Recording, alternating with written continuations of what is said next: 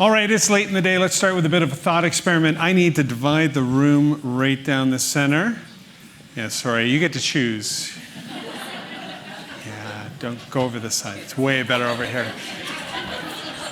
HR event, diversity, equity, inclusion. First thing the guy does is walk in, white guy, walks in right down the center, 54 years old, let's divide the room. So I play out the stereotype.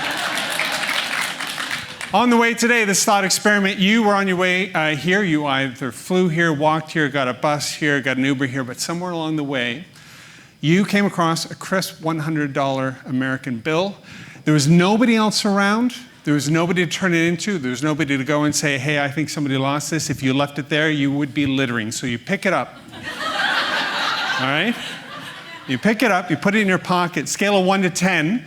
10 being, I feel amazing. My life has turned a corner with this. I think, blue skies ahead. 5 is, it's $100. I mean, yeah, it's great, but I'm not going to quit my day job. And 1 is, you know what? The last thing I need is one more thing to think about. Where am I going to spend it? Do I put it in the bank? Do I pay off a credit card? Oh my gosh, this is the worst thing. Okay. If 1 sounds right, just stick around after. We'll have a conversation. I'm not going to ask you to put up your hand. But if you're a 10 on that scale for finding that $100 bill, go ahead and put it up, your hand. All right. Wow, it's not going to take money. You did not get any money. What are you doing? I'm raising your hands. Nothing happened. You missed the bus. The Uber was late. It rained, and you couldn't find the entrance. That's your lot. But I had a couple 10s over here. How many people are an 8? 8 is, it's not going to change my life, but you know what? It is pretty cool. I'm happy, okay? All right, a lot of 8s, okay. Any 5s in this group? Yeah, probably be a 5 too. Okay, over here. As we look at this group, how many of us would be a little bit more grateful and be at least an 8 on this scale? You can lift your hands now. I know I was abusive before. Okay, that's good. Now, this group, your thought experiment is this. Because I feel bad for you that you did not find that $100 bill, and the really stretch thing here is that I am a multi-billionaire and I have lots of money and I just give a $100 bill to everybody here. Here's the thing. You have to leave this auditorium in 30 minutes, go find somebody out there in the city and give them the money. Spend it on them. Buy them a coffee, get them a bus ride, buy them tickets to a concert, whatever it is. You have to go spend that money on them and come back here. How many people would be a 10, my life has changed, this is the most amazing thing ever, I want to do it all the time. 10s? I don't believe any of you. Okay. It's the worst thought experiment ever. 8s, how many 8s? A handful of 8s. 5s? I think most of us think we're going to be a 5. You know what the interesting thing is? When people in an experiment just like this, conducted by Michael Norton from Harvard with some university students up in British Columbia, gave them all $15 and he said, here's what you have to do, $5 rather. Here's what you have to do. You have to go out and spend it on somebody. And the other group, it was, here's $5. Knock yourself out, have a good time. Now, the survey afterwards, they said, how did you feel? This group, I felt good, $5. I mean, they're university students. $5 looks like coffee, if you imagine it. So they went to Starbucks and they did something like that. Not a big life changer. This group over here, it was incredible. Like really great survey points. Now, these are university students at a college in British Columbia, so Michael decided to take the team and do some experiments in Africa. Several cities in Africa. And so he went and, countries in Africa. And by and large, except for one standout country, that was the exception to the rule, when they conducted the same experiment, here it is for yourself, here it is for other people, this group always scored higher, much higher on, do you feel happy? Do you feel good? Do you feel feelings of pleasure? This group, not so much.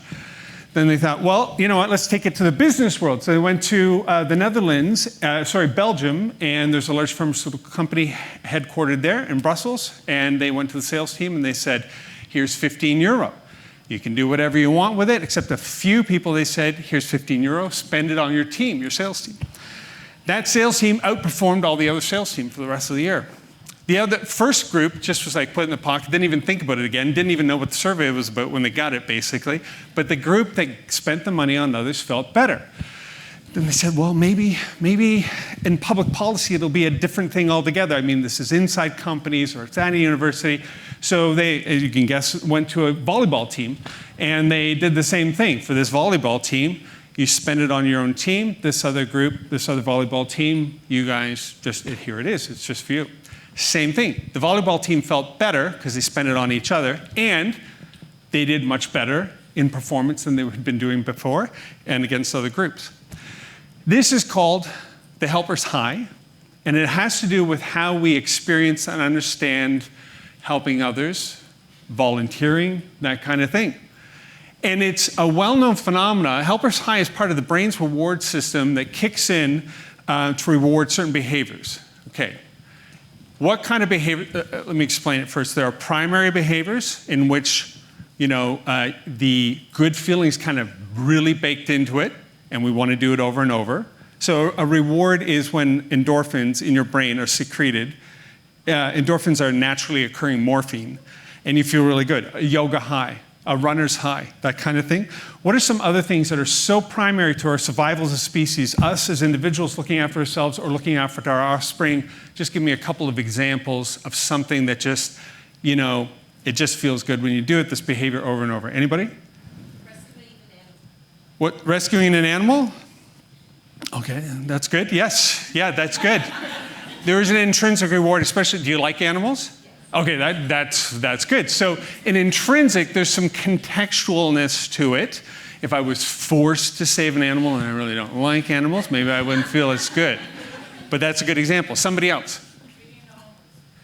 Feeding the homeless. Okay, if that's kind of what your value is and what you want to do, then there's an intrinsic reward in that. So we're not going in the right direction here at all. Okay, so I only got 15 minutes left, so I'm going to have to jump in. This thought experiment is I'm the worst professor in the world.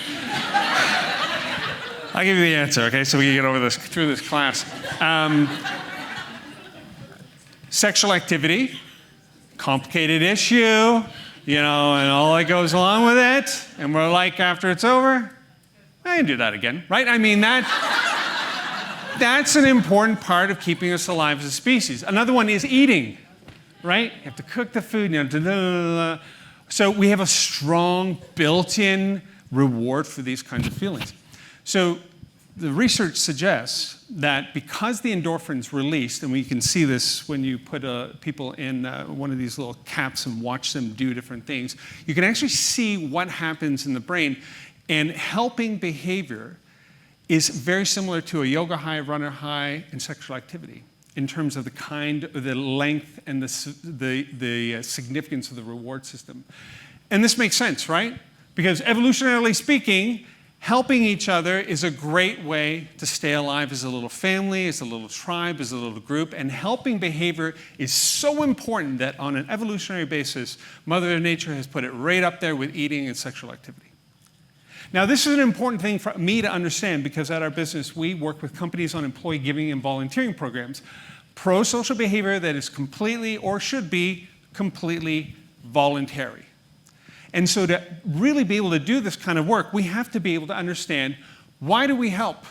Why do we give our time and our energy to other people who may know us, right?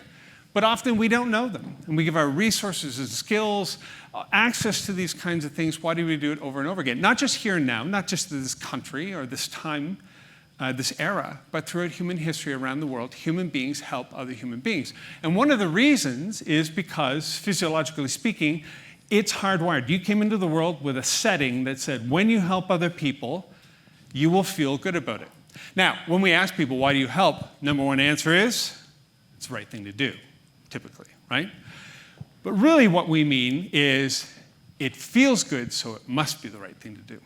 The feelings pre-exist, and that's how it has become institutionalized into our systems, our societies, our culture, the way we organize ourselves, even the way we conduct ourselves in public like this.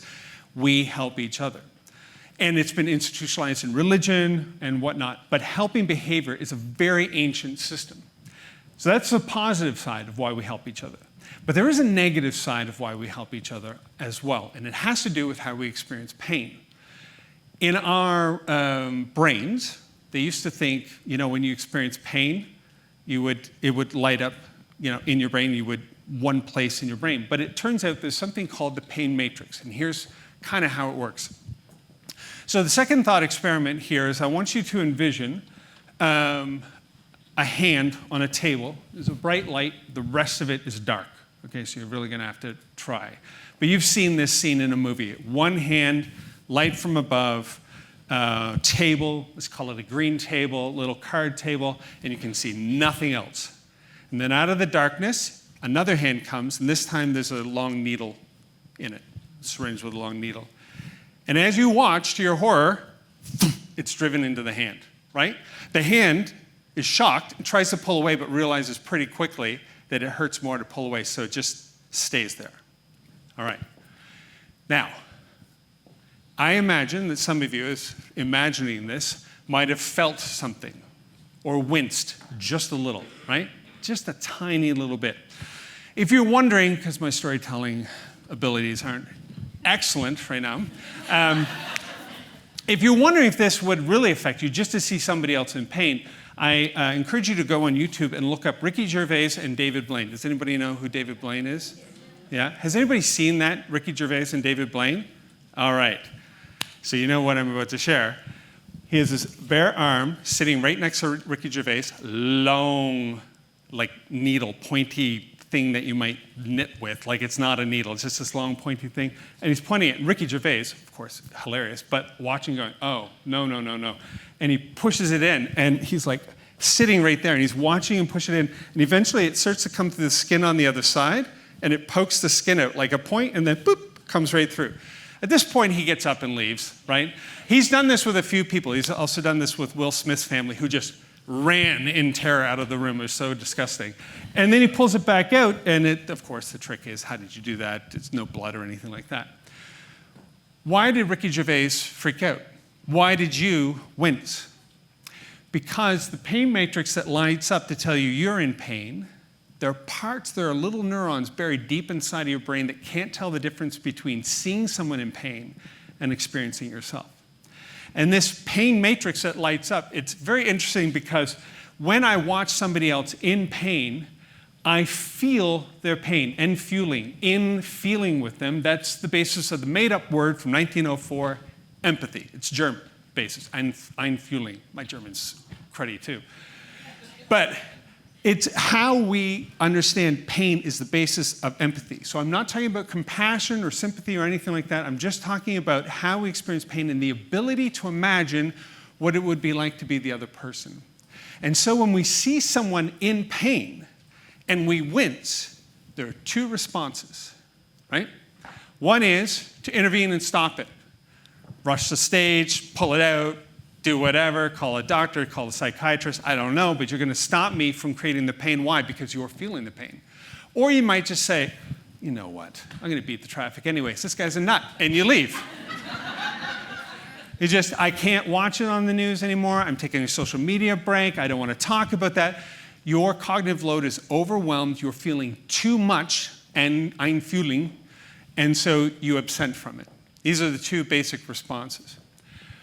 The pain matrix has allowed us as human beings to put ourselves in harm's way so much to the point that we are willing to risk our lives for those around us.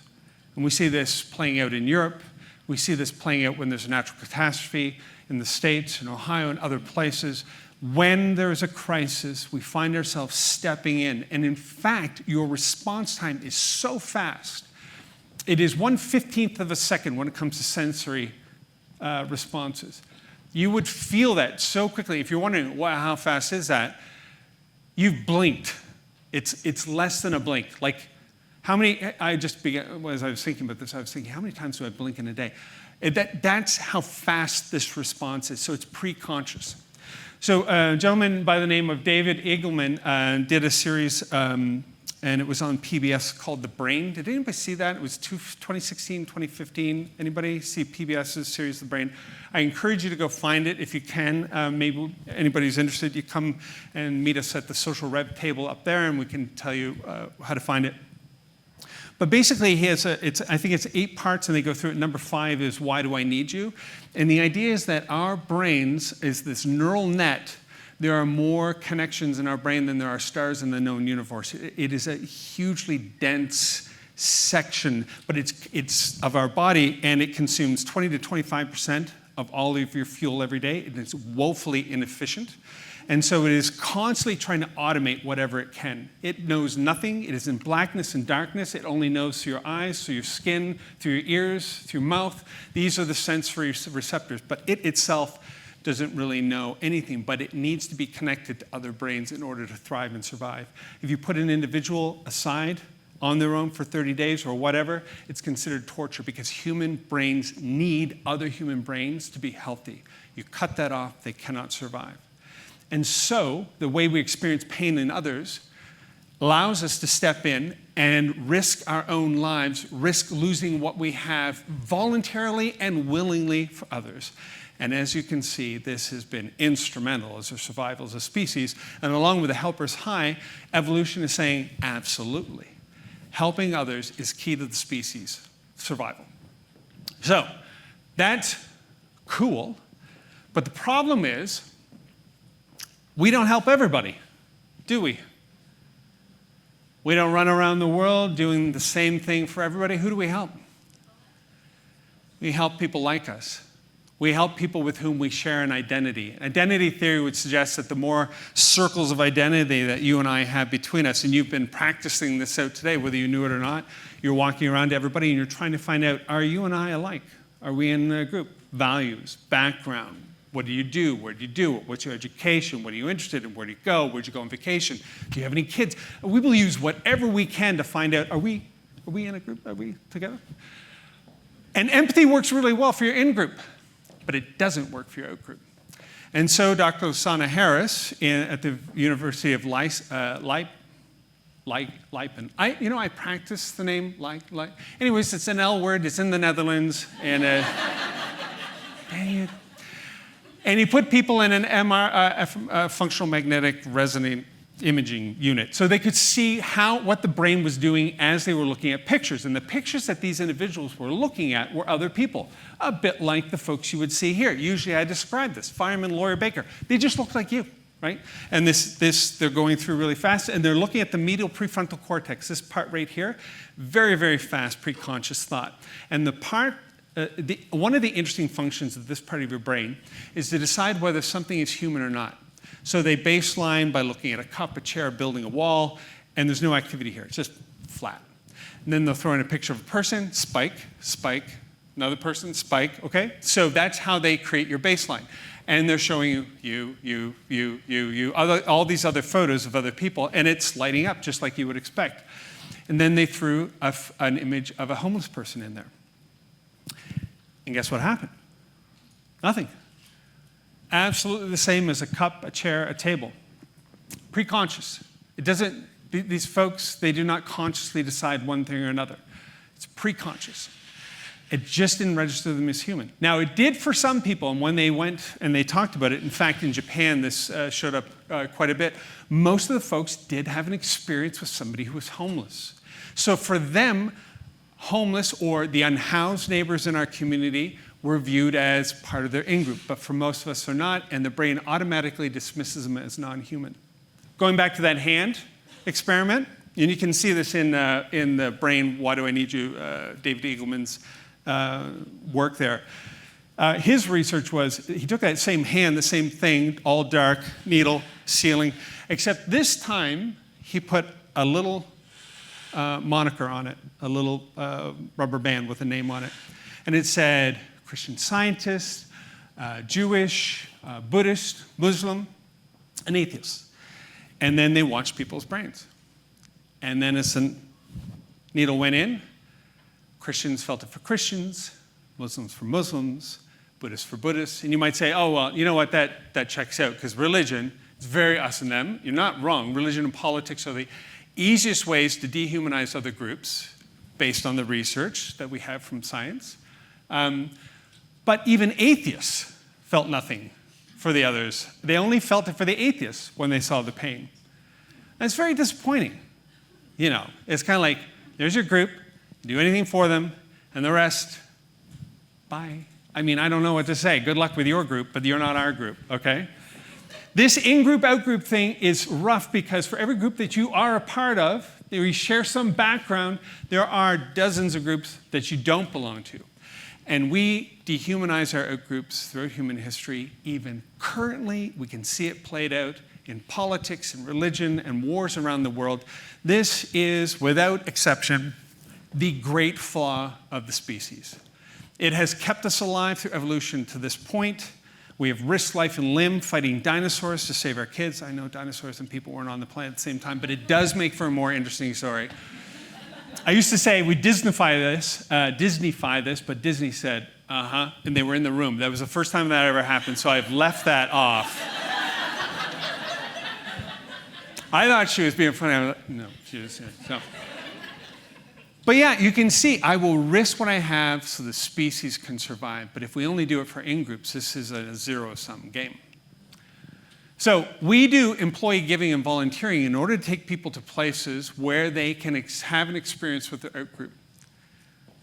And the reason we do this is a little trick that the brain has. It's called neuroplasticity, and it means that when you are faced with a disorienting dilemma, you will only notice in your life things that are either a threat or a benefit. New things, threat or benefit. If you walked out of here today and you saw a chair floating in the main area, you'd walk around, oh, it's interesting, take a photo, that kind of thing. After your 15th day one conference, and there's a floating chair, you're like, I don't know, it's their thing. I don't know what it means, but it doesn't matter, right? Because it means nothing to you. It's not a gain, or I think it's a good idea, by the way. It's not a gain or a benefit. So we notice these things and we make an assessment. And if in that moment, in that disoriented dilemma, we're looking at this and we are challenged in significant ways about who we are, what we believe, and how we behave, acetylcholine can get secreted. Not all the time, not every time. But if you set the experience up right, your brain becomes plastic. A little plastic, like when you were a kid, it was mostly plastic, and you could learn a gazillion languages, you could do whatever you want, but instead we, tell kids to go play in the dirt.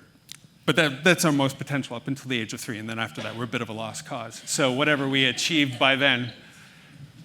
But if we can create opportunities where we take employees into the community and we show them what it's like to, with the community, approach issues of social or environmental concern, then together we can work through the process of growing new pathways in our brain. And at these employee volunteering events, we always encourage these events to be designed in such a way that people alert to something that's new. That floating chair, it could be alert to, we're here to, at this men's mission here in Seattle, we're going to feed a number of people. I promise you 2 things.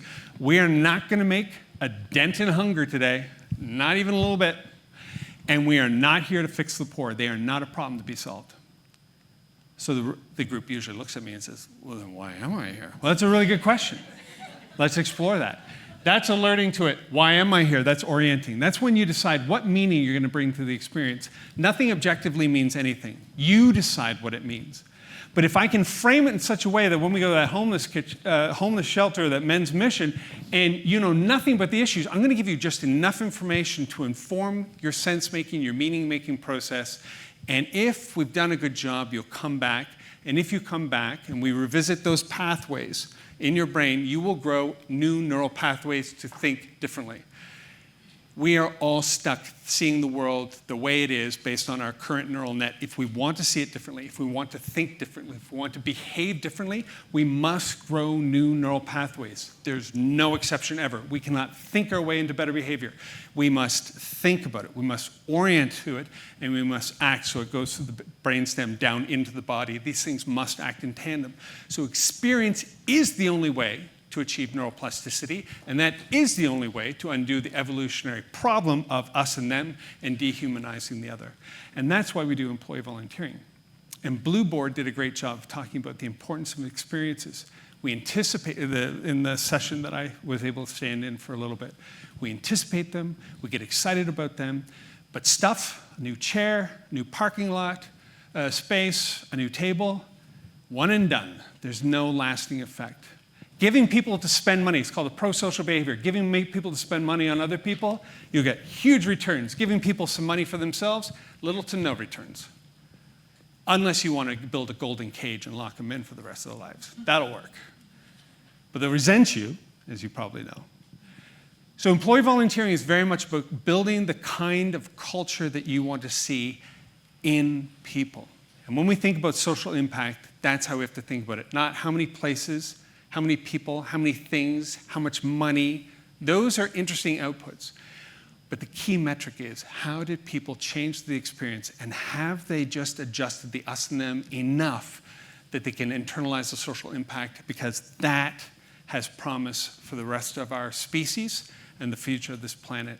I encourage you to look into it a little bit more. If you want to talk to me about it, we can catch up to each other at the table, out there, the Social Rev table. Let me just get to the last slide here, and you can see that. And thank you for your time. I appreciate